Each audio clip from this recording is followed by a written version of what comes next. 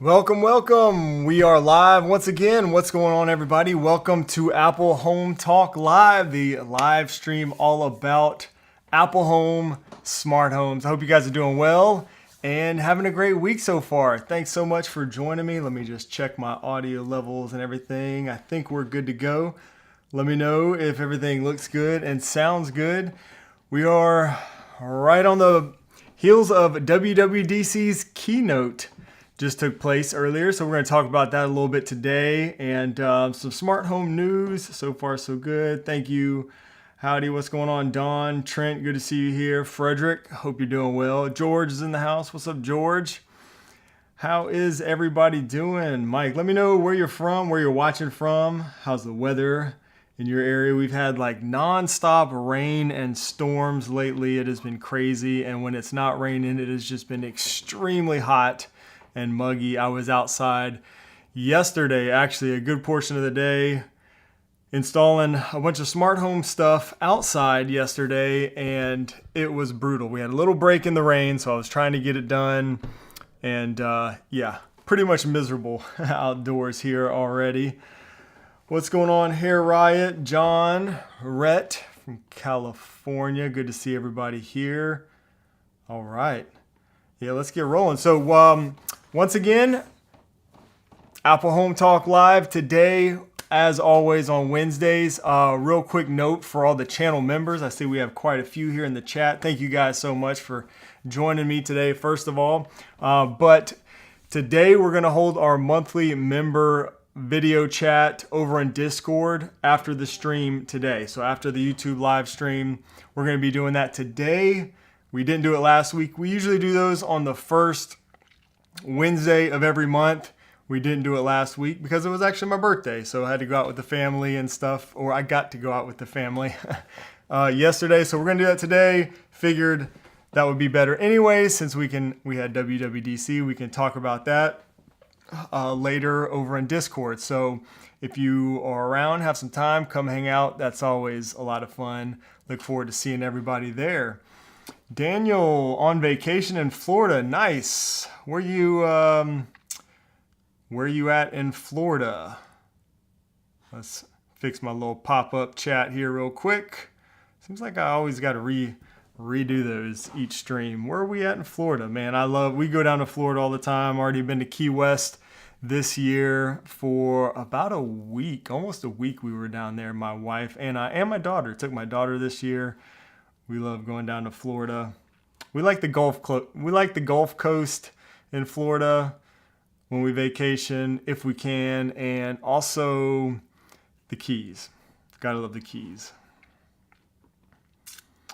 Jay from Cincinnati. What's up, Jay? Tom, caught that, huh? Bruce, what's up, Bruce? How many Apple Hearts died during the making of WWDC?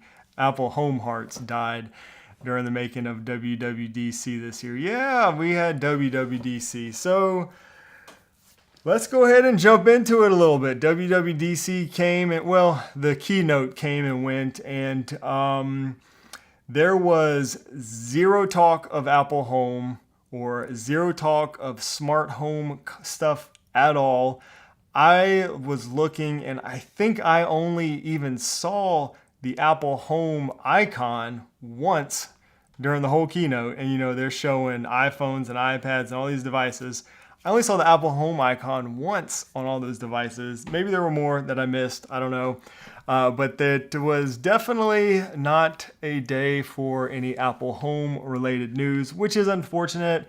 I kind of expected that. So, I was hopeful.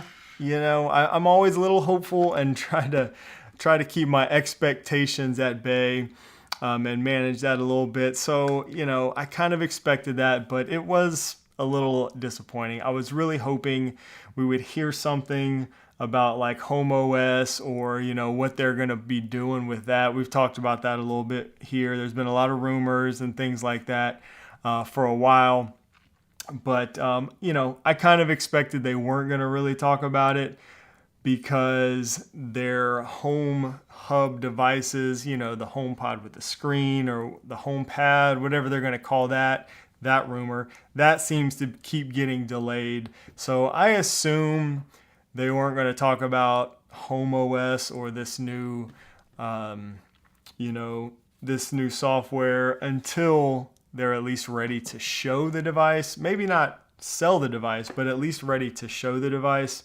And yeah, I just don't think it's ready. So I think that's kind of what happened. Let me check in with you guys and see what you all say. George says they better blow our mind in September or I'm out. Say it ain't so, George. Say it ain't so. I don't think you're gonna switch to Android, are you? We did hang out a little bit during WWDC over in Discord, so I know a lot of you guys were able to hang out over there in our little watch party. We were all chatting during that. Yeah, there was no oops, wrong comment. There is no HomePad. Oh, I thought that said HomePod. Yeah, they also didn't even show, I don't even think they showed a HomePod the entire time during WWDC. So yeah, I don't know. A little disappointing, but hopefully later this year we'll hear something. We'll get some updates. There was a little bit with Apple TV we'll talk about. And there are some updates and things like that I am excited about. Overall, I would say just my initial takeaway, it was kind of underwhelming, I think. There were some very welcome updates, but nothing that was just mind-blowing. Unless, you want to consider the stuff for iPad. So with iPad, I think had the most updates, iPad OS. Some very welcome changes coming to iPad OS, like the window management and even a toolbar and stuff like that. It's basically turning more and more into a Mac, which I did not think would happen, but will be nice. That actually kind of makes me want to get one of the bigger iPads again. I have not used one of the big Pro iPads in quite a while, a few years. So that's kind of making me want to maybe get one of those. But let's see. Trent says, I'm not loving liquid glass. Yeah, of course, liquid glass is... Let me see if I have some images we can kind of pull up. So liquid glass is what they're calling. So, of course, they renamed everything. That's cool. I'm kind of okay with that. Make it a little easier to understand. They're doing it kind of like vehicle manufacturers do it, 26 we'll be using. So it'll come out in September. We'll be using it most of 2026. So that's how they're going to be naming everything from now on. That kind of makes sense. There were some welcome updates to the phone app, and messages as well. Again, nothing too crazy. Let me see. You can kind of see there the liquid glass, as they're calling it. I don't know. I'm not 100% sold on it. I thought the UI makeover was going to be a little more significant. It's not a huge change, but I'm not really mad at that because, if it ain't broke, don't fix it, I guess. And I like the design of iOS and everything, but it's definitely going to be more unified across all the devices. So that may be nice. The whole clear, translucent, elements, I'm not 100% sold on that. We'll see once we use it. Are you guys using the betas? I saw some people chatting earlier about that. There are some things hard to read. John says, I like the iPad version.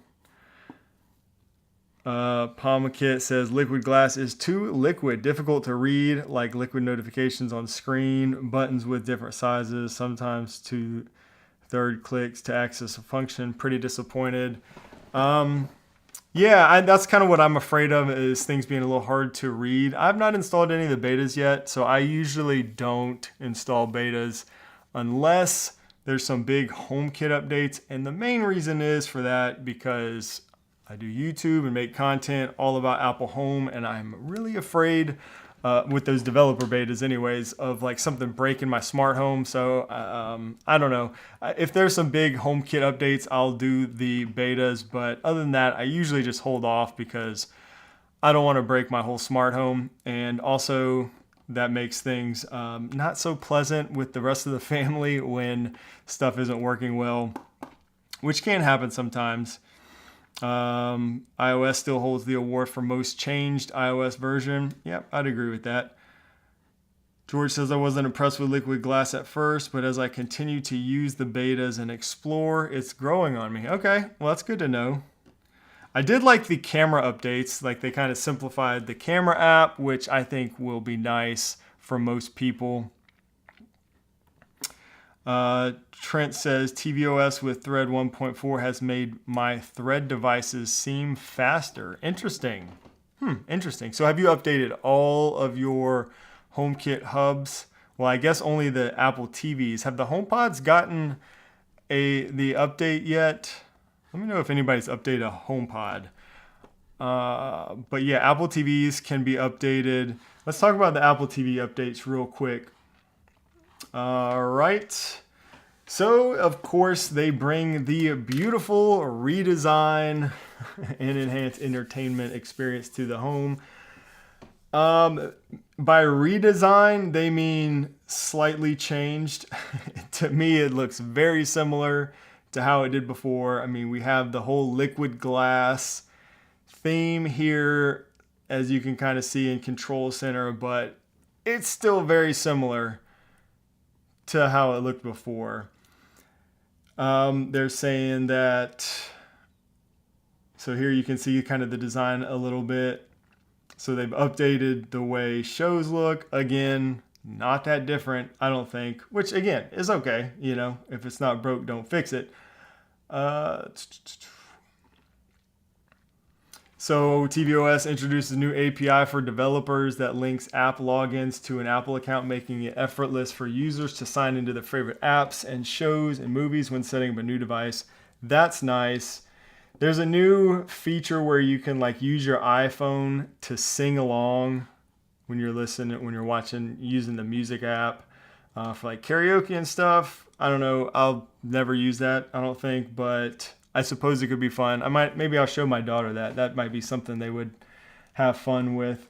Some slight updates to FaceTime, just the UI and stuff, it'll basically look similar to how they're doing it in iOS. This was one that I noticed I think some people may really appreciate. You can designate any AirPlay enabled speaker as a permanent speaker for your Apple TV. So that is new. Before this new update, all you would be able to do set as a permanent speaker is your HomePods. So if you have HomePods in the same room, you can set those as designated permanent speakers. So I assume people who have other AirPlay speakers who may want to do that will appreciate that feature. And as was mentioned in the recent comment, it looks like, let me switch over here. This article here on Matter Alpha says Apple TV upgrades to Thread 1.4 with tvOS 26 beta. So the new developer beta of tvOS 26 shows evidence that Apple has upgraded Apple TV with the latest Thread spec, hopefully bringing better performance and major new features. And as one person mentioned already in the chat, it seems that has improved their Thread performance already. So that's always a good thing. I'm curious if anybody else has experienced anything like that. Definitely let me know. Again, I have not updated my Apple TVs to the beta. I'm a little bit scared to do that. I will say that, in fact, I was just chatting in Discord earlier today about this because somebody was having some issues with their Thread network, or I think trying to add Thread devices. And I asked what your home hub is, and it was a hardwired Apple TV. And my comment over in Discord today was try switching your preferred home hub to a different hub that's not the hardwired Apple TV, because I personally have noticed a lot of issues with Thread devices only in Apple Home when my Apple Home hub is a hardwired Apple TV, which sucks because you would want your hardwired Apple TV probably to be the preferred home hub because it's the only one, the only home hub that can be hardwired through Ethernet. But I have noticed a lot of Thread issues with mine. Again, not using the beta, so hopefully the update will improve that. That's what I'm really hoping for.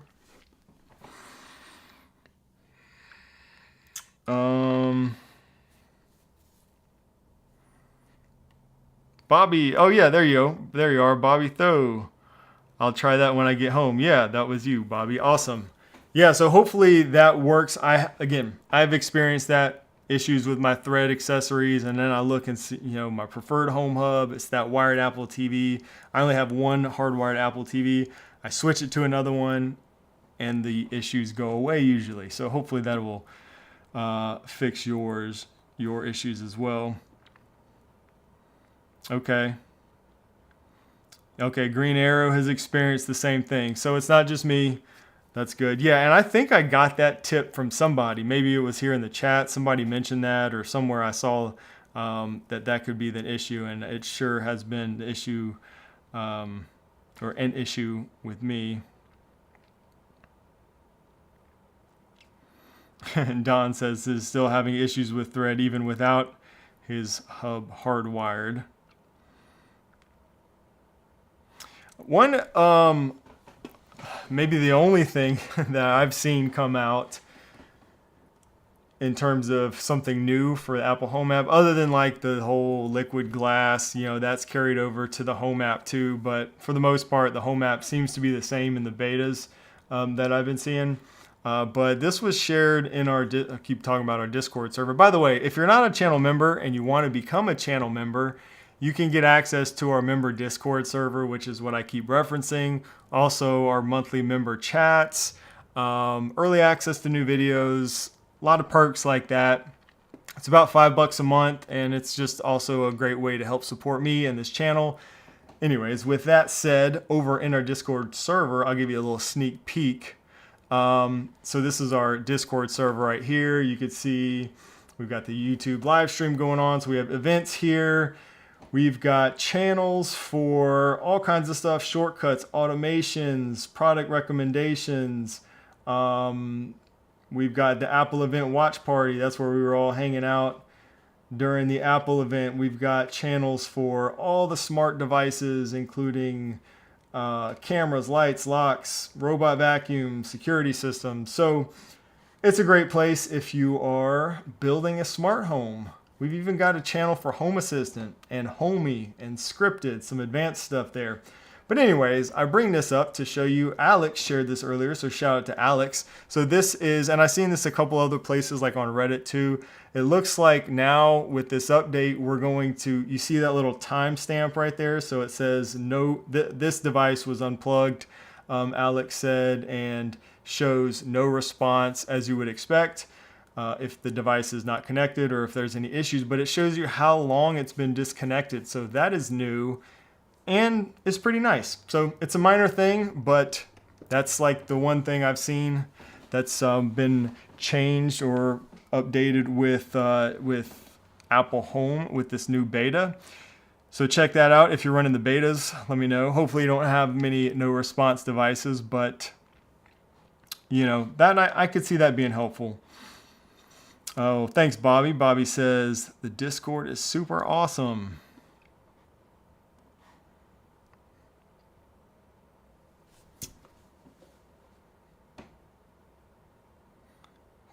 Checking in on the chat here with you guys. Brian, what's up, Brian? I don't think I said hey to you. How are you doing today? Good to see you here. Glad you could make it.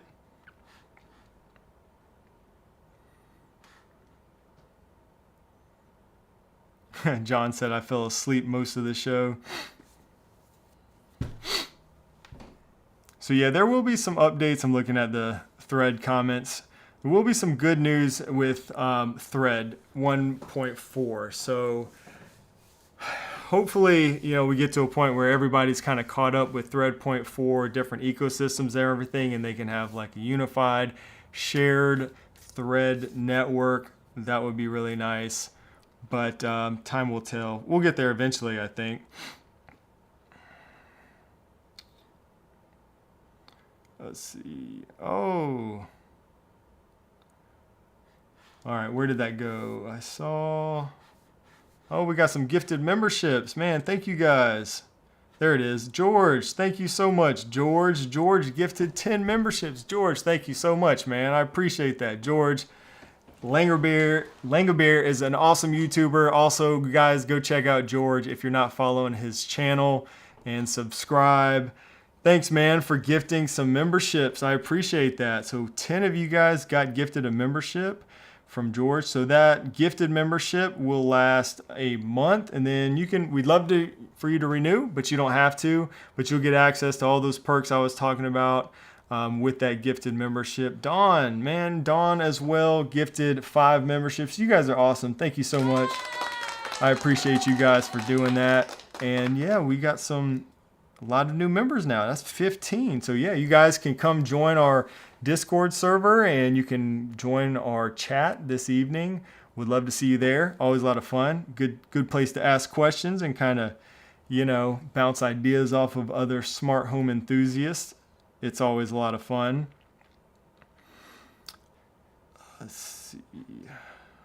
Mr. H4 celebrates 25 months of membership. Thank you, man, so much for being a channel member for 25 months, man. Over 2 years. I really do appreciate the support. It says, finally, I can operate 2 garage doors in CarPlay via widgets. Too bad that there is only 1 slot and not 2 like an iPhone standby mode. So are you already using that update? It sounds like it. Yeah, that was one of the updates too that I saw that I was pretty excited about. I'm fairly new to, I've only had CarPlay in my vehicle for like not even 2 years now. Actually, my wife just got a new vehicle and she now has CarPlay for the first time too. So yeah, I thought CarPlay widgets looks really awesome. Very excited about that update.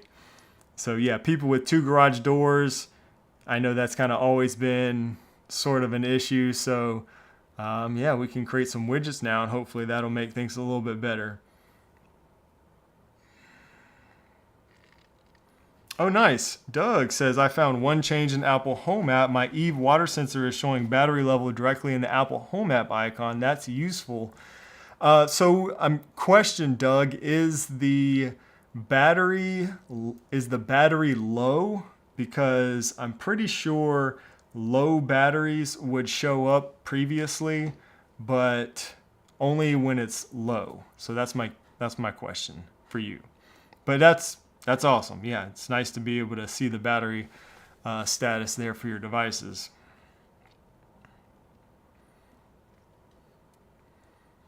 Brian says, CarPlay is what's pushing me to update to the beta. Haven't done it yet though. Yeah, that is tempting. I would love to play around with those widgets, so I don't know. I might cave. We'll see. Good morning from Australia. What's up, Danny? Thanks for joining us. Says, first time I've been able to be up early enough for that. First time I've been able to be up earlier enough for this. Excited. Well, thank you for getting up early and hanging out with us. I hope you have a good day ahead. Alex, 31 months of membership. Thank you, Alex, man, so much for the support there. Alex says, another welcome change in Home is that they removed the dot on the top right corner indicating a non-responsive device. Interesting. Okay, cool. Nice. So that is in the upper right. Yeah, okay, the upper right-hand corner. Yeah, if you're like one of those I don't know what you would call that. Somebody who just can't stand the little, the little red dots, or in this case, it's a little white dot that indicates you have unresponsive devices. I know I can't stand it, so that is nice. We won't be bothered by that anymore. Thank you for sharing that, Alex. That's good to know. And that's what's kind of fun about this time of year. Once WWDC comes and the betas are released, we start, and then there's just this cycle of betas and everything for a while until the public releases. It's kind of fun to see, what kind of changes people find and everything like that. So it's going to be fun. Hopefully some more home stuff here in the near future. Okay, nice. Doug says, yes, it's at 20%. Maybe I've been keeping my batteries changed. I use the heck out of my Eve waters in the garden and refilling the water for the chickens and deer. Awesome, cool. So yeah, nice battery indicators in the home app. OCD is what it's called. Yeah, right. You're right. OCD. I guess I have a bit of that. Nice. Okay, so still showing. All right. Cool. Let's see. Some other things from WWDC that I was excited about is we've got two things for Mac really. And we're not going to talk too much about this. I know this is a smart home channel, so we'll keep it on track for the most part, but it's all Apple related. I use Spotlight all the time on Mac, so I was really excited to see the updates to Spotlight, which you can kind of see a little demo right here. So it says users can now take hundreds of actions directly from Spotlight, like sending an email, creating a note, or playing a podcast, all right there from Spotlight. So that's pretty cool. I am excited about that, very much so. Probably way more excited about that than I should be. But again, I use Spotlight all the time. And then we've got shortcuts get more intelligent. Now this was the other thing that I got pretty excited about, was seeing any updates to shortcuts. And we're going to be able to utilize Apple Intelligence with shortcuts now. So let me see. I think I have another tab from, here we go. Yeah, here we go. So here they list off some of the main actions from shortcuts now in the new update, or in the beta. At present, in the first developer beta, the main actions are change the tone of text, make list from text, make table from text, proofread text, rewrite text, summarize text, and use model. And with that last one, it basically gives you the option to use private cloud compute on device, which is all Apple there, on device, an extension, which would be like ChatGPT or something, or you can ask each time. So adding these AI enhancements to shortcuts, I think is really going to open up some possibilities, and I can't wait to see some of the cool ideas that people come up with. Steven Robles, actually, I saw just did a video already. He was at WWDC. He was here on our live stream about 2 weeks ago, I think, and he already made a video about some of the updates to shortcuts with Apple Intelligence. So I'd say go check that out if you haven't seen it already. Brian, 47 months of membership. Man, you're killing it. You're number one so far. Thank you so much, man, for the support. It says macOS has a few UI bugs, not huge. The app's Spotlight view, though, needs customization. Recommends utilities first because I open home apps so often. All right. Thank you for sharing. I appreciate that. Yeah, I'm just so afraid of messing up my workflow. You guys are brave, man. In our Discord, I was like, I seen everybody kind of downloading the updates or the betas. It's like, man, y'all are brave, man. I'm just so afraid of messing up my workflow, to the point where of no return, I guess. Brian Smart said, mind you, I installed on my secondary machine, not my main photo editing machine. Very smart. Yep, that's the way to go for sure. At least at first. Good call.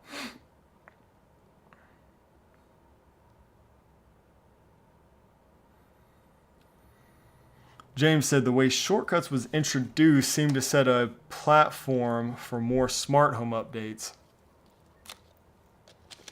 Yeah, unfortunately there were 0 smart home updates announced during the keynote.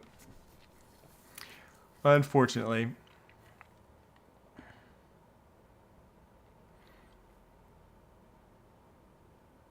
Yes. Thank you, Tom. Good point. Not just the Apple Intelligence actions, but the new Mac-specific triggers are very welcome too. I agree. I wonder if I can find, let's see.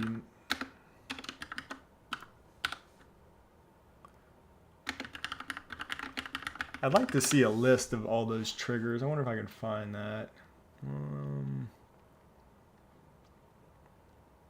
Everything's just talking about Apple Intelligence.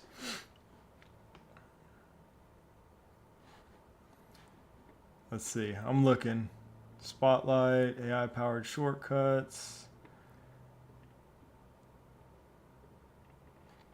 I can't seem to find a list of the new triggers.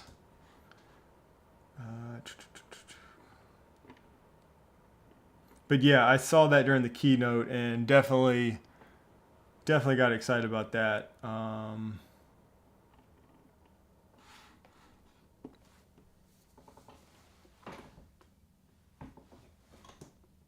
Scott says, I wouldn't worry as long as you have good backups. Yeah, maybe.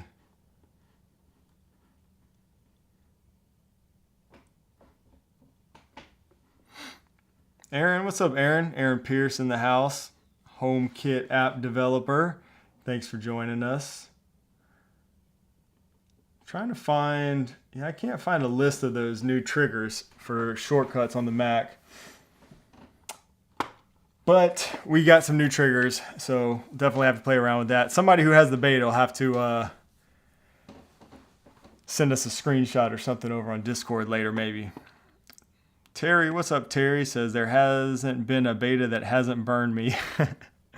Yeah, I hear you. I've been there myself. That's why I'm so hesitant.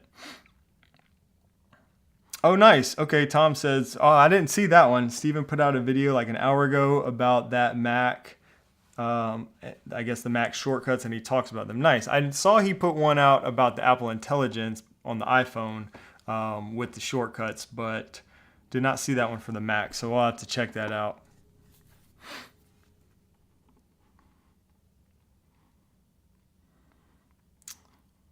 Augustine says, running the beta on iPad Pro.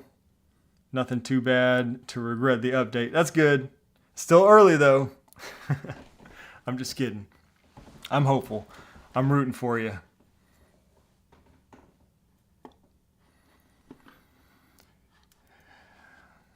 All right, let's move on. A couple of smart home products or news, I guess, if you will, wanted to share with you real quick. We're going to get back on track a little bit with the smart home stuff. This is pretty interesting. So I noticed this came out. HomeKitNews.com had an article on this. This is a Matter, so a new device. It looks like it's available now, $300. A Matter smart bathroom exhaust fan with built-in lights and a Bluetooth speaker. Kind of crazy. Looks like it has humidity sensor in there and will automatically cut on if the humidity gets to a certain point. Of course, you can automate, based on the humidity and stuff, create your own automations and everything like that. But yeah, this is pretty interesting. I actually have I don't know if I'd ever use the Bluetooth speaker, but I actually have a spot in one of my bathrooms that I think could use the little LED. That might be kind of helpful. What do you guys think about this? Pretty unique product there, a bathroom exhaust fan. I know a lot of people like to use smart switches for their bathroom exhaust fans to create those automations to cut on automatically when the humidity gets to a certain level. So that's pretty interesting.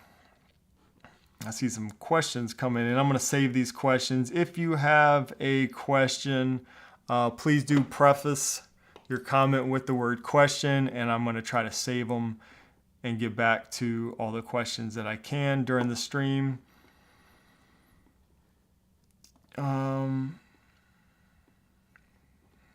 Let's see.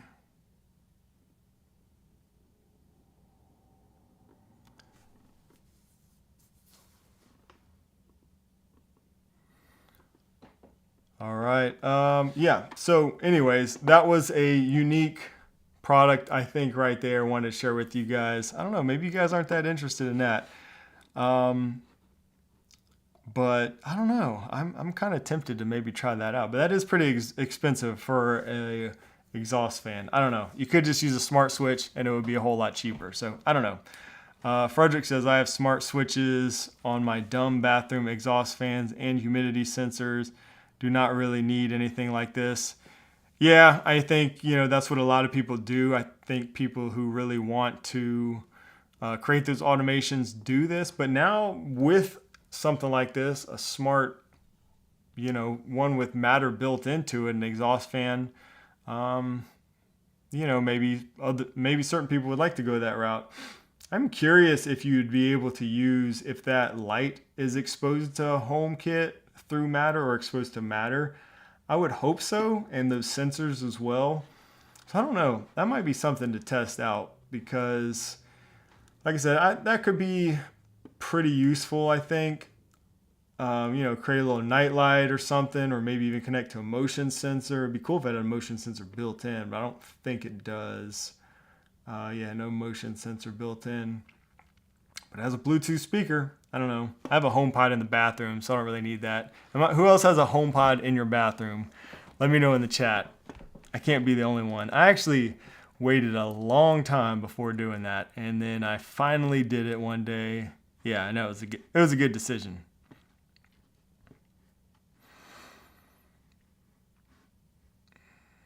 Yeah, Brian says my kids would love the LED bathroom fan. Would be useful if intercom worked with the speaker though. Yeah. So I mean that's what you have a HomePod for. Actually, just today I was taking a shower and the HomePod chimed because somebody rang my doorbell, which is connected to HomeKit, and that's the only way I knew somebody I was the only person home, and so I knew somebody rang the door, and it was actually a package that needed a signature. So I didn't know that, but I hopped out of the shower really quick, and I was able to get there only because of that HomePod in the bathroom. So, yeah, C-Buzz says, I need a HomePod in the bathroom. Good call. Yeah. We know George has got one. George got one in each bathroom. I just have one in the main bathroom. Yeah, I decided to do this once. It's kind of funny how that worked out. I was actually on vacation once in Florida, actually, and I was listening. It had like a Bluetooth speaker in the bathroom, I think, where I was staying, and I was playing like some Bob Marley or whatever, or something like that, something really, tropical or beachy. And it just made me feel like I was on vacation. And I was like, you know what? I can do this at home. Why don't I put a speaker, a HomePod in my bathroom, and then I'll just feel like I'm on vacation all the time in my bathroom. And that's how that went down. Let's see. Sonos speakers and a stereo pair and a HomePod mini. Dang, you got all that in your bathroom?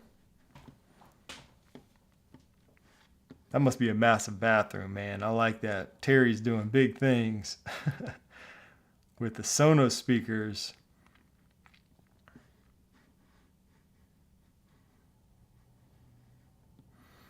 Jordy celebrates 31 months. Thank you, man, so much for supporting the channel. 31 months of membership. Shane's so smooth, even my Matter devices don't act up during his stream.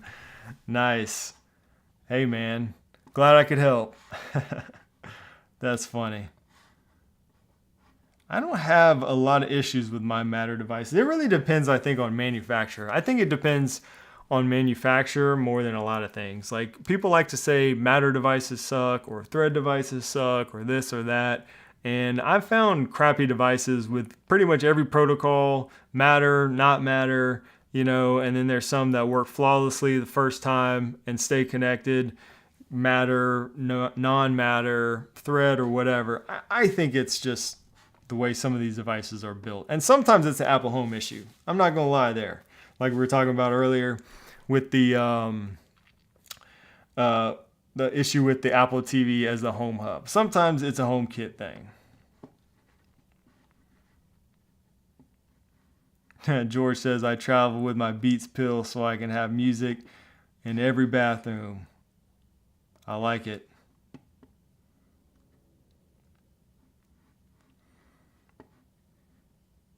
The cheaper the device, the less they work. Sometimes, yeah, sometimes. A lot of times, you definitely get what you pay for. That's a fact. Sometimes, the There are some really good affordable products that work really well. A car is usually a good example of that. But a lot of times you do get what you pay for. That's for sure. All right, we had a couple questions. Let me try to answer these. I did want to actually, before we get to the questions, and you guys feel free to drop questions. I'm going to come back to them here in a second. Before we jump to that, I did want to share this last thing here. This was on pre-order, and it looked, this was kind of like a showpiece at CES. They had this little, it's basically like a docking system for SwitchBot's little mini robot vacuum. I actually use their mini robot vacuum here in my house. But this is like a little docking station, and it essentially connects to the robot vacuum, and the robot vacuum will move this little docking station around your house. And you can see they've got a fan attached to it here. On this one right here, they've got the SwitchBot air purifier table, which I do also have in my house. And then they've got a camera attached to it, so you can have this thing move around and I guess have a camera feed wherever you want. This one here has a tablet attached to it. It's a really interesting device. I'm curious of how practical it's actually going to be. So one of the examples they use is like using the robot to move the air purifier around to like purify different rooms. Same thing, same concept with the fan there. I don't know how useful this would be. I'm interested, I'm curious, I guess is the right word about this, because I do like SwitchBot products, a lot of the SwitchBot stuff, and SwitchBot they've been really killing it lately, man. They've been releasing a lot of new stuff. Their new Hub 3 just came out. We talked about that a little bit recently. You guys saying the freeze, the seam's better. Sorry about that. Just saw that. The stream is freezing. Looks like I get a good connection now, so maybe we had a little issue. We've been having a lot of power surges lately. I do have my internet and everything on a connected to a UPS, so hopefully nothing like that interrupts the stream. But yeah, we've been having a lot of issues lately, a lot of storms in the area, just about every day. Some pretty bad ones here, so hopefully none of that's affecting the stream. Just a couple short freezes. All better now. Thanks, guys. All right, appreciate the feedback there. Oh, cool. Here, Riot says, waiting on the new Hub 3. It's supposed to get here in a couple hours. Cool. Tell me, I'm curious, how are you going to use your Hub 3? So for those that don't know, I've got mine still, actually. Oh, if I can get the cord. It's actually plugged in right now. The Hub 3 is this guy right here by SwitchBot. I did a full video on this if you want to see more. But you can actually use it to control your Matter devices. So like I've got all my Matter device, well, not all of them, but a lot of things I can control right here. And then you can also, whoops, I might have turned off my light. No, I don't think I did. You can also control the Apple TV. So I can actually control my Apple TV. You can kind of see that probably right behind me. So let me see if I can get, there we go, back to the screensaver. Pretty cool. For the right use case, I'm redoing my garage. I mentioned this in the video, but I think I might use this in my garage just as, well, temperature sensor and all that stuff, but also as a way to just control different accessories in my garage. Might be kind of cool. But let's see, here right says it's going to go in my parents' house. My father hates the Apple TV remote. Oh, so it'll be his new TV remote along with being able to control other devices. Cool. Yeah, that's cool. Yeah, super cool if you connect like the lights and different things to it and you can just control it all from right there. I could see that being useful as sort of a little central hub location where you can control different things. Pamakit likes the Hub 3 also. Yeah, it's one of those devices, honestly, that did surprise me a little bit. Again, I mentioned this all in the video, but you know, their other hub I liked and I used the Hub 2. It's an IR blaster also, but I don't really use hardly like any IR devices in my house, so I don't utilize that much. But then this one just being a Matter controller, exposing 30 buttons to HomeKit or to Matter, so Home Assistant or whatever, that you can use wherever and however you want, is really cool. I found that to be a lot more useful than I thought it was going to be.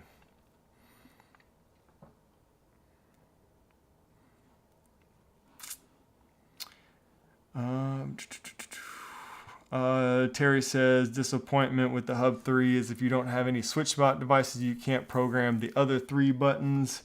So being, these other 3 right here. Yeah, so I've got a few SwitchBot devices. You can see mine is showing my Apple. So you can connect Apple TVs to those. Of course, SwitchBot devices. And you can also do IR devices there. So if you have IR devices, you can also connect other IR devices just to those little shortcuts. But honestly, I never even use those little shortcuts because I mean, maybe every now and then, but I mentioned in the video, I think it's kind of hard to get to those buttons because the LED just doesn't really show up very well. I use the little shortcuts like the left and right, like that goes to my Apple TV. I use that a lot more than those little shortcuts buttons. But yeah, I hear what you're saying. Yeah, that's another good point there. Jay Ware says, too many blind tilts for the Hub 2. Yeah, you can connect a lot more SwitchBot devices also to this and port those over to Matter. So this supports up to 30.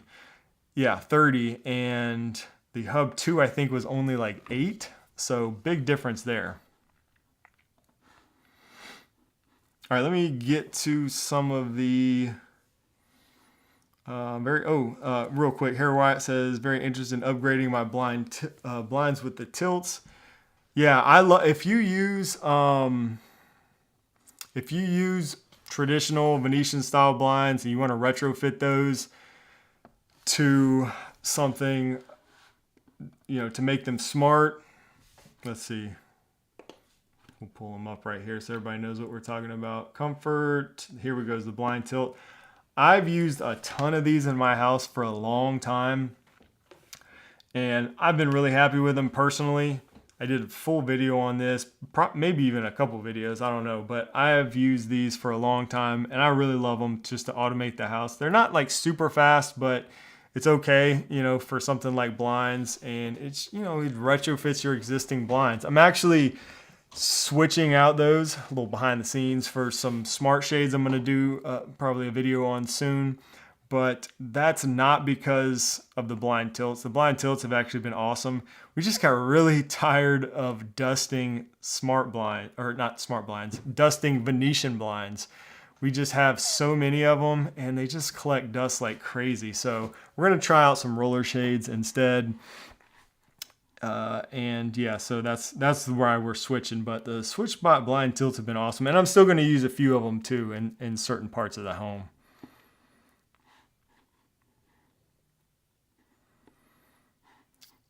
Jared Wire says they look a little bulky. Yeah, I found they were actually wife approved in my house. So, I mean, I guess too, if everything's white, like your blinds and everything like that, probably helps a little bit. They kind of blend in. You can check out my video if you're worried about that, though. I did a while ago because I used a bunch of them and my wife did not mind the look of them. I mean, you can see them, but to me, they're not that noticeable if you have white blinds. All right, let me get to these questions here. I think we had a couple questions. Keenan says, have you heard much about the SwitchBot garage door opener kit? My Tailwind just arrived in the mail yesterday, and I get the promo email from SwitchBot for theirs at a fraction of the price. Of course. I do not know much about it. Let me see if I can find SwitchBot garage door. See if I can find it online.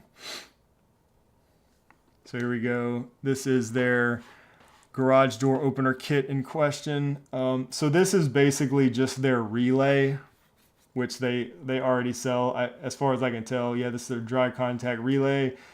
So you can do kind of the same thing with other relays. Akara makes one, and it looks like they're just selling this with a little sensor right there that connects to it.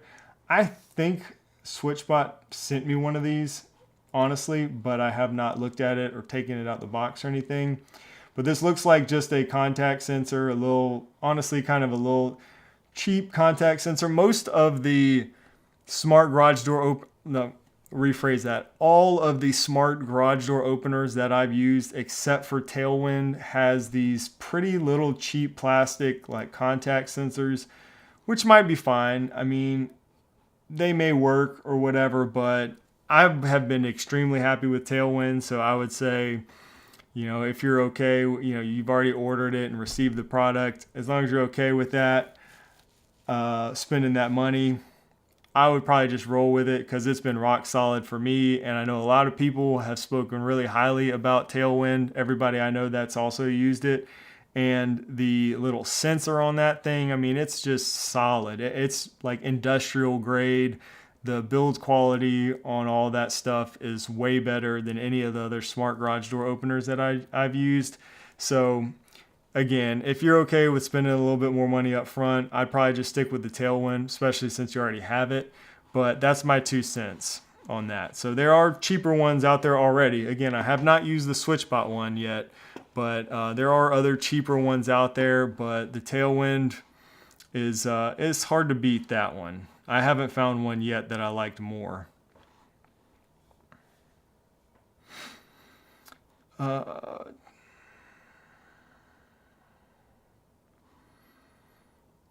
Craig says, have you got a HomeKit compatible TV? If you do, do you have issues with no response in home? Yeah, I do. And yes, I do sometimes. I think TVs seem to be probably the weakest HomeKit supported devices that I've used, just as far as the device category goes. Excuse me. Some brands I've found are better than others in terms of their HomeKit support or compatibility.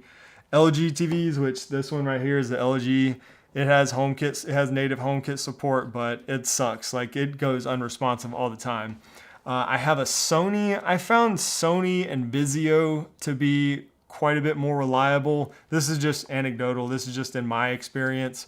I've got TVs from different brands, but the Sony has been really solid. I got a new Sony TV recently. It supports HomeKit natively. I've been very happy with that one. And Vizio usually seems to be pretty reliable. For whatever reason, the LG TVs, and I've heard this from other people too, the LG TVs, that HomeKit connection just goes unresponsive a lot. So Matt says no problems with Sony and TCL in the Home app. Very nice. I've not used any TCL TVs.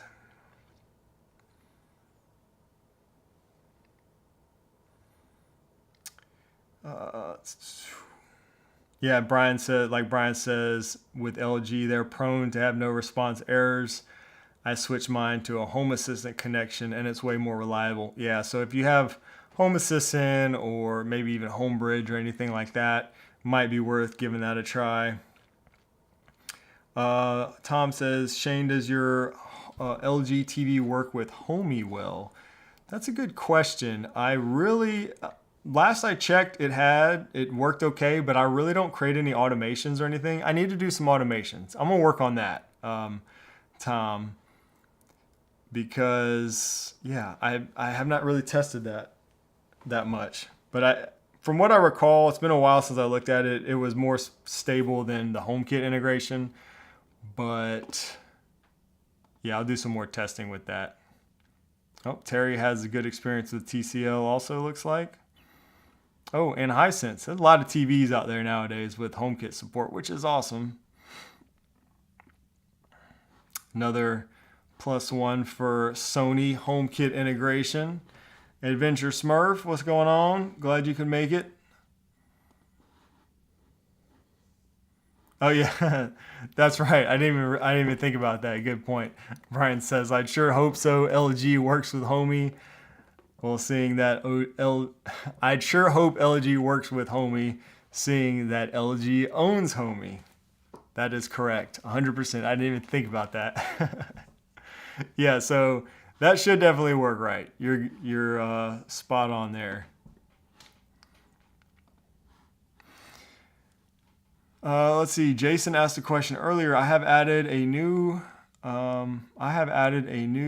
to me iPad Mini 5 using the same user as my other devices. Currently using Apple Home and unable to see the home or any of my devices on this device.